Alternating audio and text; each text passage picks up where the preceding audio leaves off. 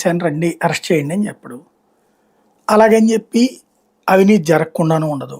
At the same time ఇక్కడ మద్యానికి సంబంధించి అవినీతి చేయనోడు ఎవడు ఉండడు. జగన్ తింటే చంద్రబాబు తిన్నట్టే, తింటూ ఉన్నట్టే. చంద్రబాబు తింటంటే జగన్ కూడా తిన్నట్టే. తప్పు అందరూ చేస్తున్నట్టే. మద్యంలో డబ్బులు సంపాదించుకోరు అని చెప్తే అమాయకత్వం. ఆ సంపాదించుకున్నది అనైతికం అంటే నిజం. కానీ అనైతికత రాజకీయాలకే అదొక దాన్ని ఏమంటారు లక్షణం కింద మారింది. కాబట్టి జరుగుతుంది. అయితే జనం దగ్గర దోచారా, జనాన్ని దోచేవాడి దగ్గర దోచారా, ఇదొకటే లాజికల్. ఇప్పుడు జనం దగ్గర దోస్తున్నారు, అప్పుడు జనాన్ని దోచినోడి దగ్గర దోస్తారు. అంటే మద్యం వ్యాపారస్తుడి దగ్గర తీసుకోవడం అంటే వాడు సంపాదించుకున్న కట్టల్లో నుంచి కొంత కట్టలు తీసుకుపోవడం.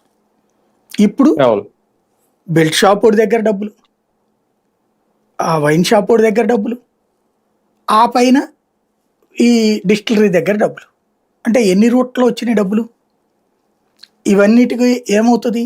ఇంకోటి, అప్పట్లో ఒక మందు బాటిలు ఎప్పుడైనా మనకు ప్రొసీజర్ ఏంటంటే, ఒక మద్యం తయారవుతుంది ఒక చోటన, ఆ తయారైన మద్యం ప్రభుత్వంకి చేరాక ప్రభుత్వం ముద్ర వేయాలి, ప్రభుత్వ డిపోకి వస్తుంది.